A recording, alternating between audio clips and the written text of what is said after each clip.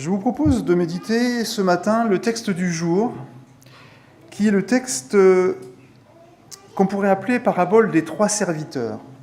Alors si je vous dis ça, peut-être que vous n'allez pas connecter. C'est aussi la parabole plus connue sous le nom de la parabole des talents. Et je vous invite donc à lire dans Matthieu 25 à partir du verset 14.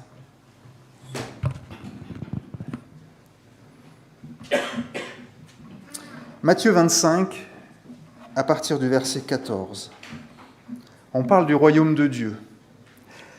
Il en sera comme d'un homme qui, en partant pour un voyage, appela ses serviteurs. Il leur confia ses biens. Il donna 5 talents à l'un, 2 à l'autre et 1 au 3e, à chacun selon sa capacité. Et il partit en voyage. Aussitôt, celui qui avait reçu les 5 talents s'en alla, les fit valoir et en gagna 5 autres. De même, celui qui avait reçu les 2 talents gagna 2 autres. Celui qui n'en avait reçu qu'un alla faire un trou dans la terre et cacha l'argent de son maître. Longtemps après, le maître de ses serviteurs revint et leur fit rendre compte. Celui qui avait reçu les 5 talents s'approcha, en apporta 5 autres talents et dit « Seigneur, tu m'avais confié 5 talents, voici 5 autres que j'ai gagnés. » Son maître lui dit « Bien, bon et fidèle serviteur, tu as été fidèle en peu de choses, je t'établirai sur beaucoup. Entre dans la joie de ton maître. » Celui qui avait reçu les 2 talents s'approcha aussi et dit « Seigneur, tu m'avais confié 2 talents, en voici 2 autres que j'ai gagnés. » Son maître lui dit « Bien, bon et fidèle serviteur, tu as été fidèle en peu de choses, je t'établirai sur beaucoup. Entre dans la joie de ton maître. » Celui qui n'avait reçu qu'un talent s'approcha ensuite et dit « Seigneur, je savais que tu es un homme dur, qui moissonne où tu n'as pas semé et qui récolte où tu n'as pas répandu. J'ai eu peur, et je suis allé cacher ton talent dans la terre. Voici, prends ce qui est à toi. » Son maître lui répondit, « Serviteur mauvais et paresseux, tu savais que je moissonne où je n'ai pas semé et que je récolte où je n'ai pas répandu. Il te fallait donc placer mon argent chez les banquiers, et à mon retour, j'aurai retiré ce qui est à moi avec un intérêt. Ôtez-lui donc le talent et donnez-le à celui qui a les 10 talents, car on donnera à celui qui a, et il sera dans l'abondance, mais à celui qui n'a pas, on ôtera même ce qu'il a. Et le serviteur inutile, jetez-le dans les ténèbres du dehors, et il y aura des pleurs, et des grincements de dents. Voilà pour le texte du jour. Alors c'est le texte du jour qui est proposé à la méditation des églises chrétiennes. Et quand j'ai vu que c'était ce texte, j'ai un peu hésité. Parce que c'est un texte qui chahute. En tout cas, moi qui me chahute, qui est inconfortable. Il est direct. Et puis il aiguillonne ma fibre sociale. On semble loin avec cette parabole de la parabole de l'ouvrier de la dernière heure. Vous savez, celui qui est payé autant que celui qui a travaillé toute la journée. La fin de cette parabole, vous vous souvenez, Jésus ajoute « Ceux qui sont les derniers seront les premiers, et ceux qui sont les premiers seront les derniers. » On est loin aussi de la parabole du fils prodigue, celui qui dilapide l'héritage, mais que le Père attend quand même et reçoit les bras ouverts. Alors revenons à notre texte du jour et le contexte dans lequel cette parabole est donnée. Au chapitre d'avant, au chapitre 24, il est question de la fin du monde, des signes qui l'accompagnent, de persécution, d'occasion de chute, même de disparition de l'amour. Et c'est la fin du ministère de Jésus. Et 3 paraboles répondent à cette question. Qu'allons-nous faire dans ces temps troublés ? Il y a celle du bon et du mauvais serviteur, déjà, celle des 10 vierges, et celle des talents, avec cette même idée de veiller, de rester fidèle, car on ne sait quand le maître viendra.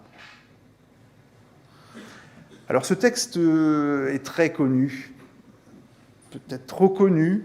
Il a influencé notre vocabulaire. Cette notion de talent liée à quelque chose de naturel vient de ce texte. Maintenant, c'est couramment dans notre vocabulaire. Notre société, ce texte a inspiré des concepts économiques, sociologiques. Et on parle même de l'effet Mathieu, de l'avantage cumulatif. Je vous passe les détails. Mais il y a des choses qui sont vraiment tirées de ce texte. Et je me suis rendu compte moi-même, en le méditant, que j'avais beaucoup d'a priori sur ce texte, et qui n'étaient pas fondés sur ce texte. Alors je vous propose d'en faire une relecture attentive, avant de se poser des questions et d'en tirer quelques enseignements. La première chose que j'aimerais que l'on souligne, c'est bien parce que il y a beaucoup d'écho avec ce qu'a dit Stéphane sur la première partie. La première chose, c'est que le maître appelle. Ça passe vite. Et puis on est tellement habitué à ce texte qu'on n'y fait même plus attention. Mais le texte commence par un appel à ses serviteurs. Des serviteurs qu'il connaît. Et le premier mérite de ces serviteurs, c'est de répondre à l'appel du maître. S'ils ne répondent pas à l'appel du maître, l'histoire est finie, on passe à la suite. Ça nous semble une évidence, mais les serviteurs se présentent et vous remarquez qu'ils ne disent rien, ils sont disciplinés, ils sont attentifs, ce sont de bons serviteurs. Le maître différencie. Le maître donne à chacun selon sa capacité, à l'un 5, à l'autre 2, au troisième 1. Est-ce choquant ? Ils ne sont pas du tout traités à égalité. Chaque serviteur ne devrait-il pas avoir une part égale aux autres ? Eh bien justement non. Le maître connaît ses serviteurs et il fait du sur-mesure. Il donne à chacun selon ses aptitudes, selon ce qu'il sait faire, selon qui il est. Notez bien que les sommes données sont considérables. Un talent correspond à peu près à 20 années de salaire d'un ouvrier. Même celui qui n'en reçoit qu'un reçoit une fortune. On pourrait dire 500 000 € d'aujourd'hui, quelque chose comme ça. Le don est donc considérable pour les trois. Il n'y a pas de réaction à cette différence de traitement, il n'y a pas de jalousie apparente, ce qui montre que la répartition est équitable, en tout cas acceptée comme telle. Il me semble que cette situation nous rapproche du texte d'1 Corinthiens 12, avec un même esprit, mais des dons complémentaires dans l'Église. Pour faire Église, il faut ne pas être concurrent, mais concourant, pas être rivaux, mais collaboratifs. C'est beau. Et le maître s'en va. Il donne sa fortune à ses serviteurs et part. Sans rien dire, sans aucune consigne, il part, sans mode d'emploi. C'est quand même étonnant. Il donne sa fortune et il ne donne pas de recommandation. Il n'exige rien. Il semble qu'avec ce maître, le don soit réellement gratuit. Ce n'est pas un cadeau empoisonné. Il semble qu'avec lui, il n'y ait pas de contrepartie demandée, ni explicite, ni implicite. Il a donné, ils ont reçu, point. Alors que faire de cette fortune ? Vous voyez que les deux premiers savent bien quoi en faire. Ils font fructifier, ils savent tout de suite où aller, comment agir efficacement, et ils doublent chacun leur fortune. Notez que ces serviteurs modèles passent presque inaperçus. Ils font le job, ils sont efficaces, sans consigne apparente en tout cas, ils savent ce qu'il faut faire, et ils le font sans dévier de leur objectif. Ils ont un peu le côté agaçant des premiers de la classe, hein, ceux à qui tout réussit. Et le troisième, presque tout aussi rapidement que les deux premiers, décide de faire un trou, de cacher son talent. En faisant ça, il le sécurise. Selon la loi juive, le fait de l'enterrer le dégage de sa responsabilité. La fortune est en lieu sûr. C'est mieux qu'à la banque. Ce talent ne produit rien, mais ne risque pas d'être perdu. C'est la sécurité à 100%. Le maître revient, longtemps après, on ne savait pas combien de temps, on ne savait pas combien de temps il sera absent, même si un jour il reviendrait, mais il est là. Il vient rencontrer ses serviteurs pour savoir ce qu'est devenu sa fortune. On se demande même pourquoi il revient. S'il a donné ses biens, sans contrepartie, pourquoi revient-il demander des comptes ? Cette possibilité que le maître revienne, on ne sait pas quand, vous le savez, doit nous garder vigilants, prêts à son retour. Alors j'ai grandi dans l'Orléanais, et le temple où j'allais, derrière la croix, il y avait écrit en gros le texte d'Apocalypse 22, « Voici, je viens bientôt ». Et cette parole d'espérance annonce de façon certaine le retour du Maître. Et c'est pour bientôt. Dans notre parabole, le Maître est là. Et les serviteurs rendent compte. Le premier avec 10 talents, le deuxième 4, le troisième 1. L'appréciation est la même pour les deux premiers. Ce qui est valorisé, c'est la fidélité. Ce n'est pas le taux de rentabilité, c'est la fidélité. La conséquence, c'est de se voir confier de plus grandes responsabilités. Et la récompense, c'est d'entrer dans la joie de son maître. Il n'est pas question de quantité, de valeur matérielle, mais d'attitude vis-à-vis du maître. Celui qui a gagné 5 talents est aussi récompensé que celui qui en a gagné 2, ou l'inverse. Pour le troisième serviteur, c'est un peu plus compliqué. Il n'a pas touché à ce talent. Il l'a laissé enfoui et veut le rendre. Vous remarquez que c'est le seul qui veut rendre au maître. Prends ce qui est à toi. Cette attitude montre qu'il n'a jamais reçu le don du maître. Il n'a jamais considéré que ce talent était le sien. Il ne se l'est jamais approprié. La sentence est terrible. Les deux premiers serviteurs étaient bons et fidèles, lui est mauvais et paresseux. Autant les deux premiers serviteurs ne disent rien ou très peu, autant le troisième parle. Par rapport au premier, c'est un bavard. Il explique la peur de son maître et il la justifie. Il donne une image de son maître effectivement terrifiante. « Seigneur, je savais que tu es un homme dur, qui moissonne où tu n'as pas semé et qui récolte où tu n'as pas répandu. » Et le maître rentre dans son jeu. « Si tu savais ça, alors tu aurais au moins dû mettre cette fortune à la banque. » Ainsi s'ajoute à la première sentence, l'incohérence de sa conduite. Sa conduite ne tient pas la route. Le troisième serviteur essaie de manipuler le maître, de l'enfermer dans une image, mais ça lui retombe dessus et il est chassé. Le maître donne le talent du troisième serviteur au premier et prononce cette phrase révoltante, car on donnera à celui qui a et il sera dans l'abondance, mais à celui qui n'a pas, on notera même ce qu'il a. Il me semble que cette phrase est prononcée à regret par le maître. Comme s'il constatait l'échec de son entreprise, il aurait aimé que ce troisième serviteur saisisse sa chance, reçoive pour lui le don qui lui avait été fait, le multiplie et entre dans sa joie.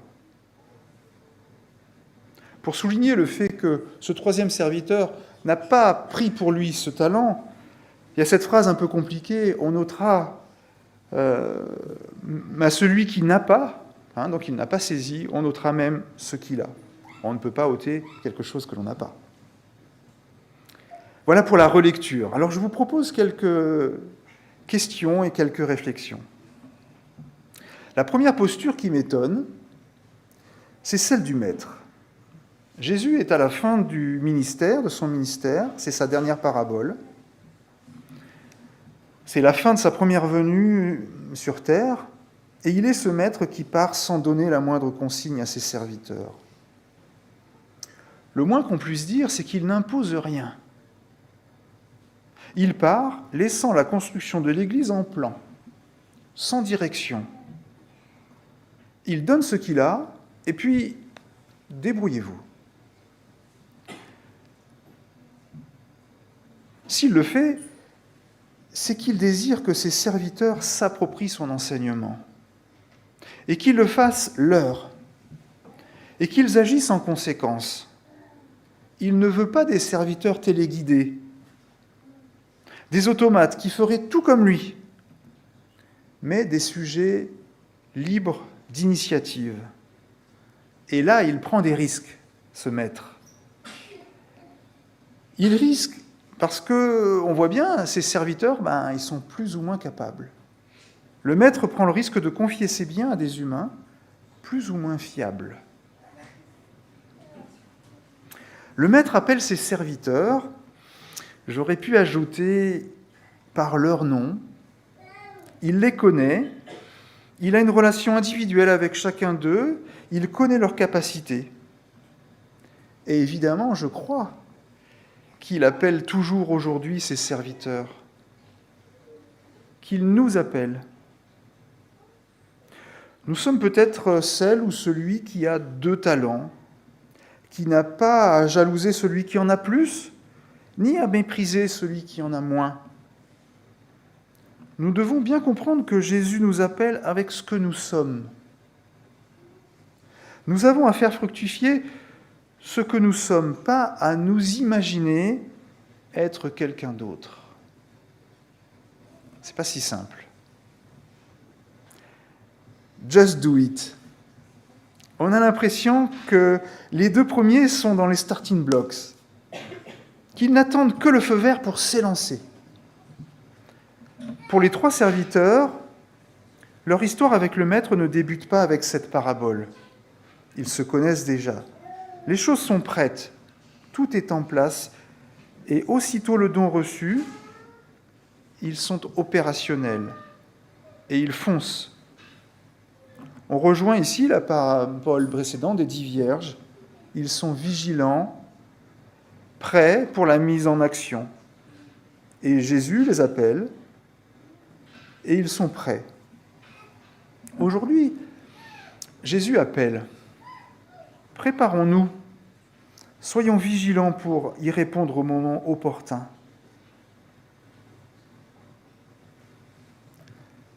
Le 3e serviteur m'intéresse beaucoup. Je ne suis certainement pas le seul ici. Il réagit rapidement, comme les 2 autres, mais dans une direction opposée. Au lieu de faire fructifier, il enfouit. Au lieu de faire croître, de faire grandir, il enterre. Alors que les 2 autres se saisissent du don et en profitent, lui cherche à s'en défaire le plus vite possible. Pour les 2 premiers, c'est une opportunité. Pour le 3e, c'est un fardeau. Alors bien sûr, on se pose la question tous, de quel serviteur nous sommes ? Est-ce que je suis le 1er, le 2e, le 3e ? Et il me semble que dans les paraboles, nous ne sommes rarement qu'un seul personnage. S'il nous arrive peut-être d'être le 1er ou le 2e, il nous arrive aussi certainement d'être le 3e. Ce 3e, il sait. Il sait comment est le maître. Seigneur, je savais que tu es un homme dur, qui moissonne où tu n'as pas semé, qui récolte où tu n'as pas répandu. Combien de fois nous pensons comme ce serviteur ? Nous savons qui est Dieu. Nous enfermons Dieu dans une définition. Nous le mettons à notre mesure. nous le rapetissons jusqu'à le placer dans un endroit bien clos et le ranger à la bonne place.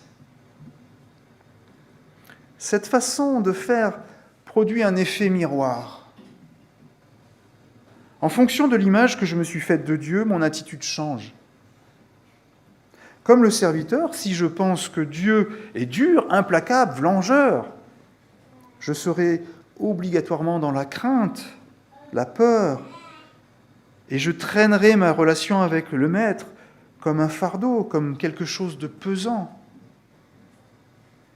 Il me semble que c'est une tentation forte et permanente de vouloir définir l'indéfinissable, de vouloir définir Dieu, de vouloir connaître, contrôler ce qui ne peut l'être. Il y a toujours cette tentation d'atteindre Dieu par nos propres moyens, de créer une entreprise purement humaine qui servirait à nous auto-justifier, à nous auto-sanctifier. Notez bien que le troisième serviteur n'a aucun mouvement de repentance. Il ne demande pas pardon. Il est dans son bon droit. Ce que Karl Barth, le théologien suisse, a nommé religion. Cette religion s'oppose à la révélation. La révélation, c'est ce qui vient de Dieu. C'est le mouvement descendant par lequel Dieu, de sa propre initiative, se fait connaître aux hommes. Le troisième est dans cette attitude. Il sait, il anticipe ce que Dieu va faire, mais il n'est pas à l'écoute du Maître. Il ne s'en rend même pas compte lui-même. Alors je vous propose une petite pause. Une pause peinture. Là, je pense que Julien, c'est le moment. Évidemment, cette peinture illustre la parabole des talents. C'est une peinture de 2013 d'un certain Andrei Nikolaïevitch Mironov. Et je vous propose de la regarder et chacun d'y réfléchir. Et puis ensuite, je poserai quelques questions.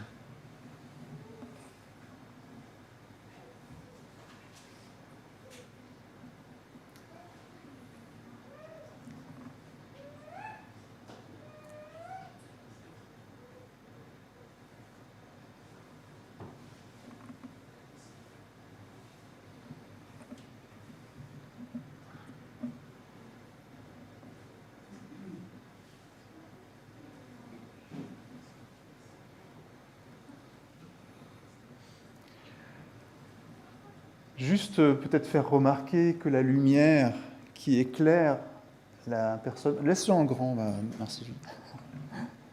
Qui éclaire le personnage n'émane pas que de la petite lanterne. Elle vient de plus haut.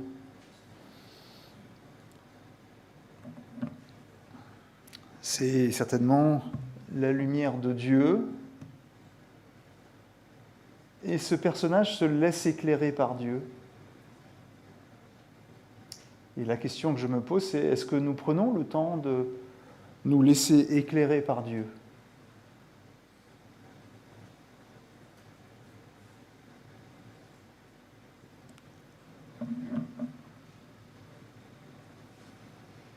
Il considère ce qu'il a reçu. Évidemment, j'imagine que nous nous posons tous cette question, mais qu'est-ce que j'ai reçu ? Quels sont mes talents ? La vie d'Église peut être un révélateur de ces talents. Et évidemment, comment les utiliser au service du Maître, ces talents ?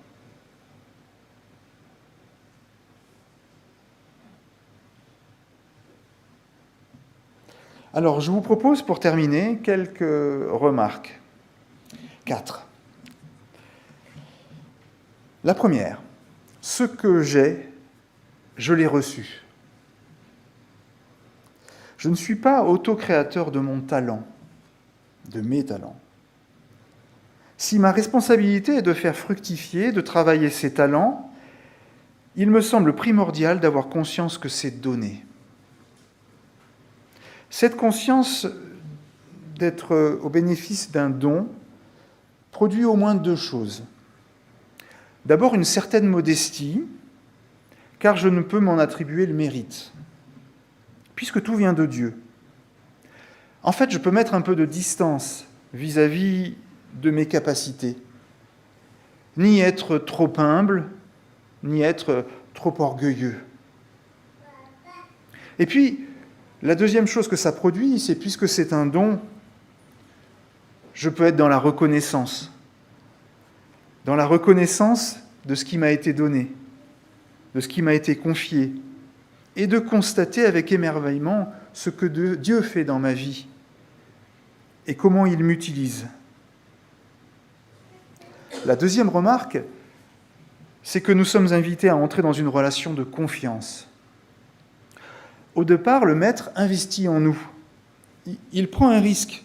Il prend le risque de tout perdre puisqu'il donne tout. Il me semble que nous sommes invités à suivre son exemple, à prendre des risques, à oser. Nous n'avons pas à jouer la sécurité, à cacher notre richesse, mais à entreprendre. Le Maître souhaite avoir avec nous une relation basée sur la confiance, pas sur la peur. Aujourd'hui, il y a suffisamment de gens qui utilisent la peur à des fins en général mauvaises, politiquement ou autrement, et qui produisent en nous ce sentiment d'insécurité.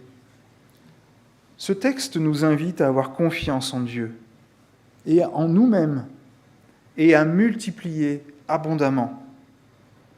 Nous pouvons aussi aider les autres à prendre confiance. C'est peut-être un de nos talents. Ce que nous propose le Christ, c'est d'entrer, c'est ma troisième remarque, dans un cycle de gratuité et de générosité. Dieu nous donne abondamment. Je l'ai déjà dit, même un talent, c'est une fortune. Et nous incite à nous impliquer abondamment, sans calculer. Ce n'est pas ce que nous dit notre société, mais c'est ce que nous dit, je pense, ce texte. Même celui qui présente 10 talents est considéré comme fidèle en peu de choses. C'est surprenant. Le Maître lui en confiera de bien plus grandes. Nous sommes là encore devant une promesse qui nous dépasse, qui va au-delà de ce que nous pouvons imaginer, bien au-delà de ce que nous pouvons mériter. Nous ne sommes pas du tout dans une théologie du mérite. Nous entrons par contre dans une abondance sans limite. Enfin, et surtout, ce que nous propose le Christ avant tout, et ce qu'il nous rappelle ce matin, c'est que nous sommes invités à un parcours de joie et d'abondance.